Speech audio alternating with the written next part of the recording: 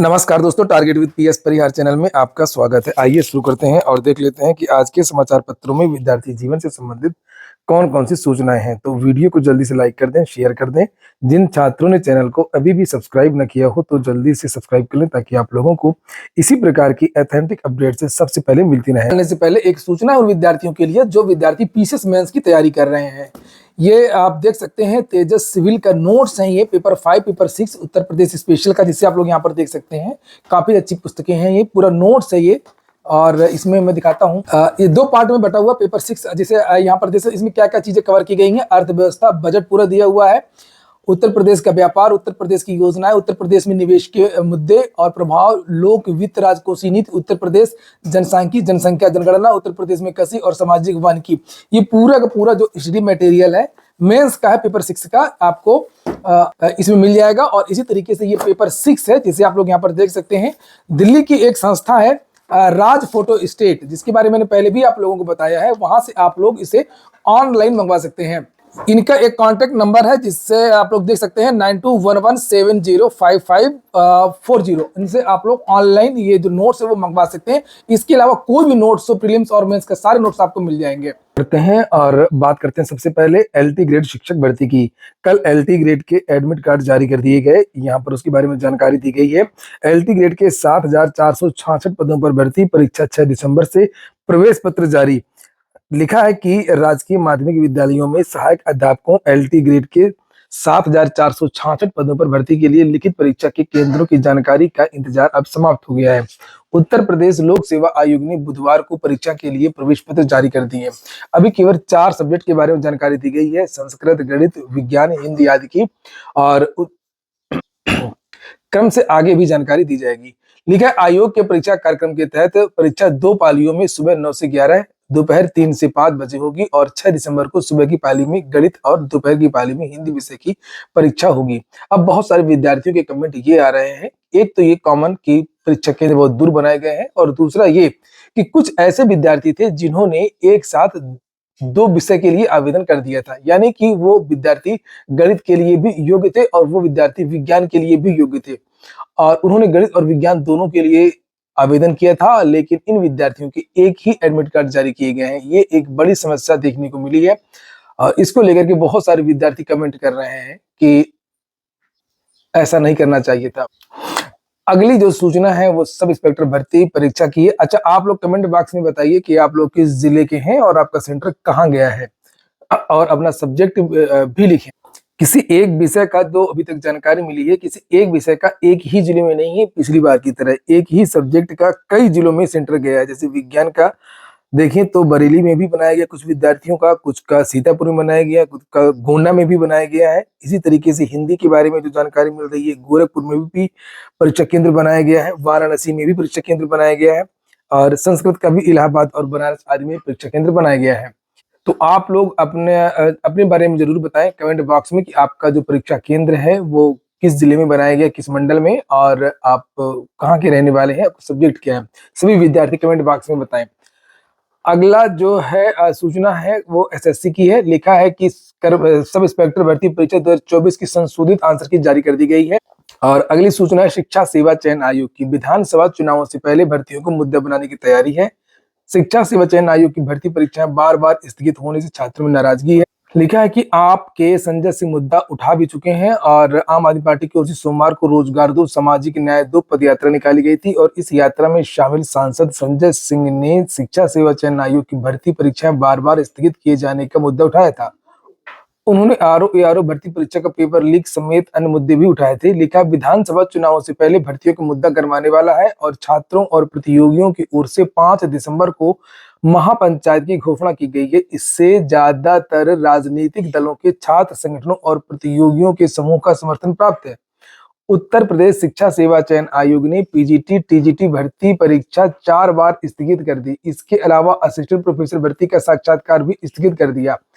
मुश्किल यह है कि आयोग में अब भी गतिरोध बना हुआ है। ऐसे में प्रतियोगियों में शिक्षा सेवा चयन आयोग को लेकर के ज्यादा नाराजगी है। असिस्टेंट प्रोफेसर के 1250 और पीजीटी टीजीटी के 22,000 से अधिक पद रिक्त हैं। इनका अधियाचन किया जाना है, और इनके अलावा ज्यादातर विभागों में हजारों पद रिक्त हैं। प्रतियोगी इन पदों पर भी भर्ती किए जाने की मांग को लेकर के आंदोलनरत है और इसी क्रम में 5 दिसंबर को इलाहाबाद विश्वविद्यालय के छात्र संघ भवन के सामने छात्र महापंचायत की घोषणा की गई है। छात्र संगठनों की ओर से इसके लिए प्रशासन से अनुमति भी मांगी गई है और छात्र पंचायत में भर्तियों के अलावा युवाओं से जुड़े अन्य मुद्दों को भी उठाए जाने की तैयारी है। और अभी जो हाल ही में इलाहाबाद विश्वविद्यालय में एक प्रदर्शन हुआ था जिसमें 4 छात्रों का निलंबन कर दिया गया था, उसके बाद विद्यार्थी ने धरना प्रदर्शन किया था, फिर निलंबन वापस हुआ। उसी क्रम में एक नई अपडेट है कि इलाहाबाद विश्वविद्यालय के प्रोफेसर राकेश सिंह ने चीफ रेक्टर पद से इस्तीफा दिया।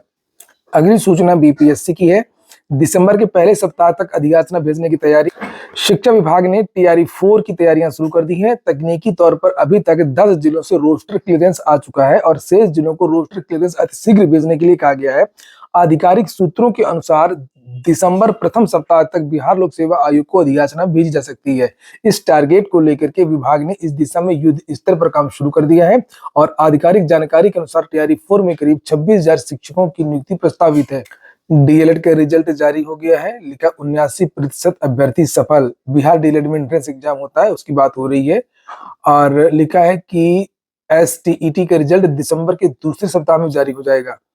नवोदय केंद्रीय विश्वविद्यालय नियुक्ति के लिए 11 लाख से अधिक आवेदन अब तक हो चुके हैं। 4 दिसंबर इसकी लास्ट डेट है। 14 नवंबर से टीजीटी, पीजीटी और पीआरटी वैकेंसी को लेकर के आवेदन चल रहे हैं। ब्रिज कोर्स के लिए 25 दिसंबर तक आवेदन कर सकते हैं और आवेदन के समय क्या क्या चाहिए यहाँ पर ये लिखा हुआ है। यूडायस कोड, एडमिशन शुल्क, हाल का passport size photo, BEd certificate, नियुक्ति प्रमाण पत्र, सेल्फ डिक्लेरेशन सर्टिफिकेट।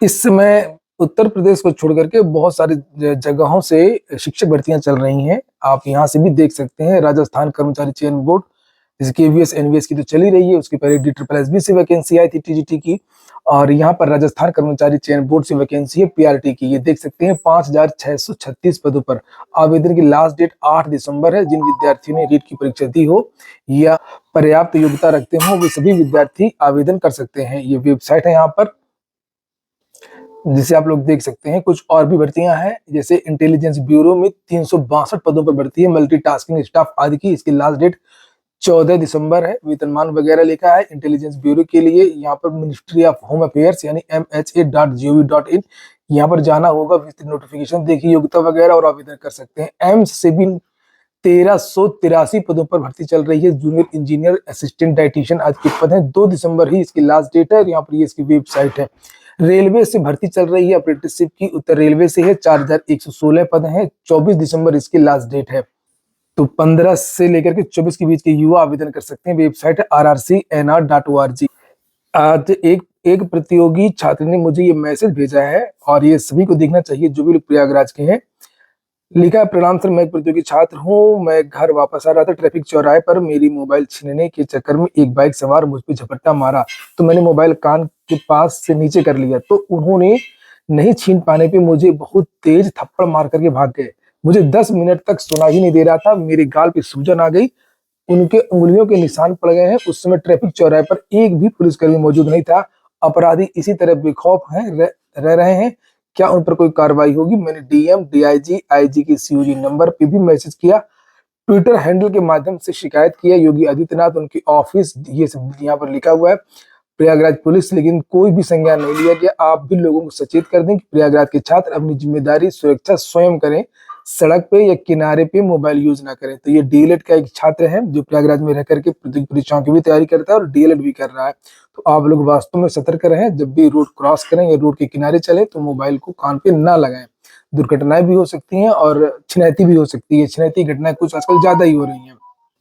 अगली सूचना है नई वीडियो भर्ती को लेकर के। ये नवंबर का एक पत्र है, निर्देशक पंचायती राज समस्त जिला पंचायत राज अधिकारियों को भेजा गया है और लिखा कि उत्तर प्रदेश अधीन सेवा चयन आयोग को समूह ग के ग्राम पंचायत अधिकारी संवर्ग के सीधी भर्ती के रिक्त पदों पर चयन हेतु अधियाचना उपलब्ध कराए जाने के संबंध में आप लोगों ने वीडियो को अभी तक लाइक नहीं किया है, वीडियो को लाइक कर दिया करिए, बिना कहे ही और बार बार ना कहना पड़े। यहाँ पर एक भर्ती तो पहले ही चल रही है और यहाँ पर उसके बारे में लिखा भी है, एक अधियाचन पहले ही भेजा जा चुका है।